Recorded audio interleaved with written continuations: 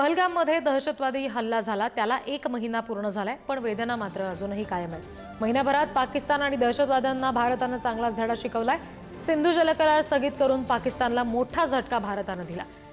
Operation सिंदूर अंतर्गत मोठं नुकसान पाकिस्तानचं झालं। पाकिस्तानच्या हल्ल्यांना सडेतोड उत्तर दिलं गेलं। पाकिस्तानचे एअरबेस रडार सिस्टीम भारतानं नष्ट केली। पहलगामचे हल्लेखोर दहशतवादी मात्र अजूनही मोकाट असल्याची मात्र सल आहे। आणखी तपशील घेऊया, प्रतिनिधी शिवाजी काळे आपल्याशी जोडले गेलेत त्यांच्याकडून। शिवाजी, 1 महिना पहलगाम हल्ल्याला पूर्ण झालाय, अगदी आज सुद्धा गोळीबार तिकडून सुरूच आहे। दहशतवाद्यांना अजूनही भारतीय जवानांनी घेरल्याचं कळतंय। या सगळ्यात पहलगाम हल्ल्याचे दहशतवादी सुद्धा मोकाट असल्याची सल काही मनातून जात नाहीये। अगदीच ती सल तर मनामध्ये कायम असेलच, मात्र पाकिस्तानला याचा मोठा फटका आंतरराष्ट्रीय क्षेत्रावरती होताना पाहायला मिळतोय।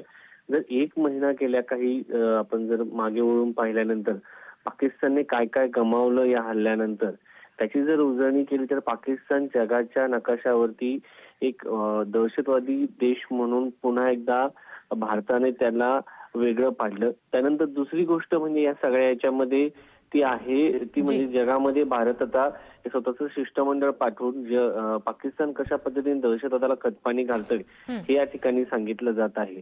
आणि 22 एप्रिलची जर ती आपण आठवण काढली तर पुन्हा एकदा धार्मिक जे द्वेष पसरवण्याचा प्रयत्न आणि पाकिस्तानकडनं किंवा दहशतवाद्यांकडनं केला गेला तो कुठेतरी मुस्लिम विरुद्ध हिंदू करण्याचा प्रयत्न होता का, हा एक प्रश्न होता। आणि धर्म विचारून ज्या पद्धतीने मारण्यात आलेला आहे, त्यामुळे जागतिक स्तरावरती हा धार्मिक दहशतवाद पाकिस्तान पोचतोय की काय, असाही प्रश्न या निमित्ताने उपस्थित करण्यात आले। आणि जगभरामध्ये तसा संदेश देखील गेला, कारण ज्या ज्या राष्ट्रांना अशा पद्धतीने दहशतवाद्यांकडनं खास करून टार्गेट केलं जातं ते सर्व राष्ट्र भारतासोबत उभे राहिल्याचं आपल्याला पाहायला मिळालं। त्यानंतर आता जर पाहिलं तर ऑपरेशन सिंदूरची मोठी आपण मोठं यश मिळवलं आपल्या याच्यामध्ये।